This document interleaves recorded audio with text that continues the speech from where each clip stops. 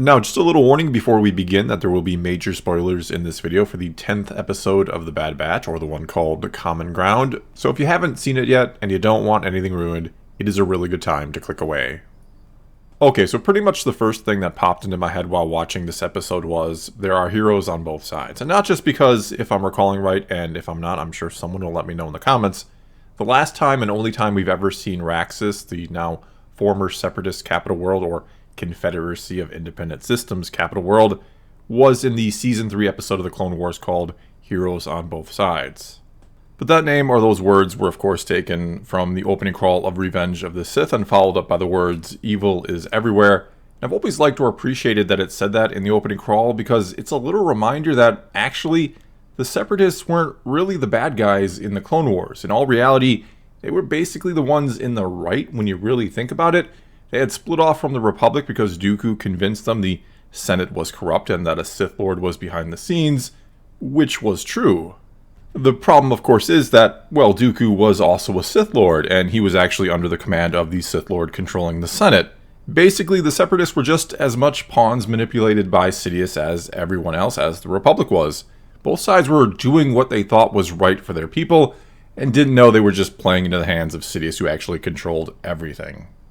And this episode of The Bad Batch was a nice little reminder of all that. A nice little reminder that though we always kind of subconsciously think of the Separatists as the bad guys in the Clone Wars, or that they were somehow inherently evil, mainly because we mostly get the perspective of the Republic in the Clone Wars, that they were doing what they thought was right, and that the Senator of Raxus cares about his people and is, for good reason, worried about what will happen to them under the Empire.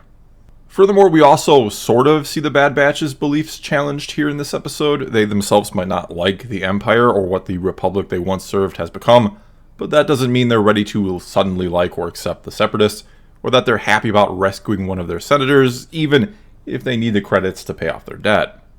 Though if I have one gripe when it comes to this episode, it's that I wish they would have done something more with all of this, something more with the Bad Batch coming to terms of it with helping a Separatist senator, and realizing maybe this guy's not so bad, that the Separatists weren't so bad.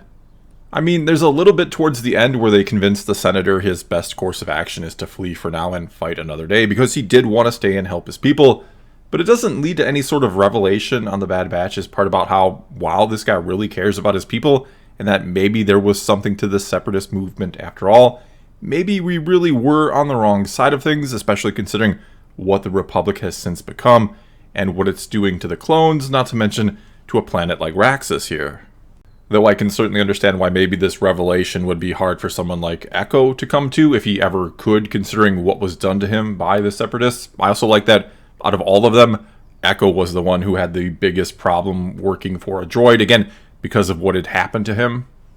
Anyway, instead of getting that, which again is a minor gripe, I'm not saying it ruined the entire episode, it's just felt like a good opportunity for the Bad Batch to question things in their own place in the war and how Palpatine took everything over. Anyway, instead of that, we once again had to make this episode in part about Omega, giving her this sort of B-plot with Sid, which I didn't dislike, mind you. I like that she was sort of shrewd enough to match wits with Sid, and that she pays off the Bad Batch's debt, that she still found a way to help the team despite being left behind by them. Though one can almost argue leaving her behind puts her in more danger, considering you'd think one of the bounty hunters might eventually track them back to their base of operations on Ord Mantell. Either way, I think I would have preferred an Omega-free episode here, for it to just focus again on the Bad Batch sort of coming to terms with just how complicated the war had actually been, that there were indeed heroes or good people on both sides, and evil was everywhere. It was literally manipulating the entire war all in order to lead to the creation of the Empire. But instead of that, we get to learn that Omega is a natural at Dejarik, which I think we're just meant to assume is because she's a clone of Jango, who is probably pretty smart and good at Dejarik himself, and not because she's enhanced in any way. Though, as someone pointed out in the comments last week, several episodes back, Tarkin was told by the Kaminoans that there were 5 enhanced clones, which at the time I think we all assumed was going to be the 4 members of the Bad Batch plus Omega. But then we learned in the last episode that she's just a pure clone of Jango, which makes one ask, who is the 5th enhanced clone? Is it still Omega or not? Or is it even a bit of a mistake on the writer's part?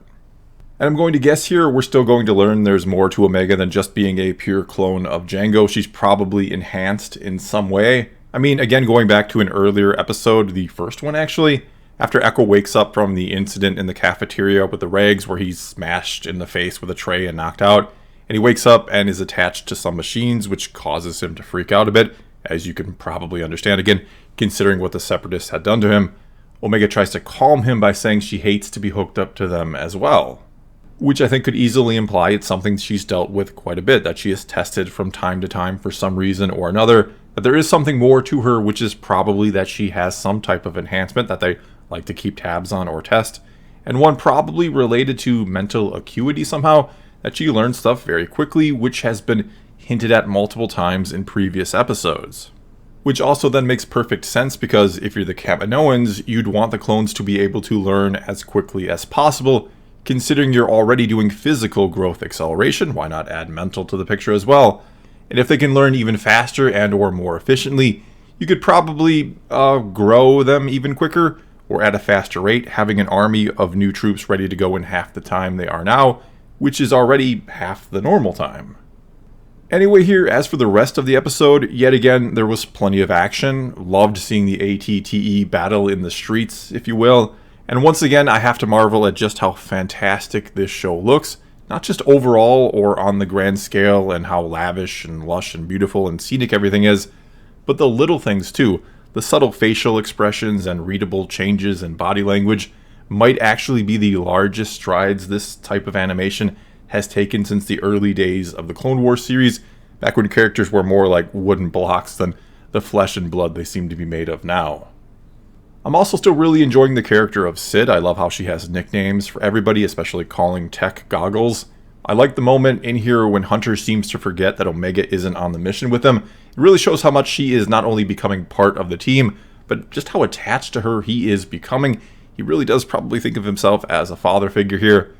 And going along with this, I also think she's going to beat Hunter in their little game at the end, and that she'll be again coming on missions with them, which is what they're playing for, though I could certainly see it going either way. Again, my only gripe or disappointment with this episode is I think they could have done a little more with these Separatists and how the Bad Batch have to think about them or consider what is the deal with them, that maybe they're not as bad as they once were led to believe.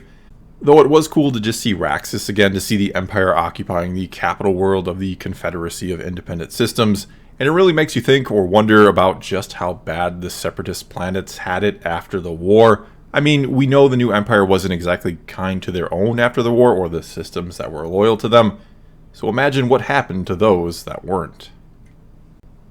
Well, that's all I've got for you this time. Now it's your turn to tell me what you thought of the latest episode of The Bad Batch. Was it good? Did you like it? Or were you just not that thrilled by it? And how are you feeling about the series and season overall now that we're a few episodes past the halfway point?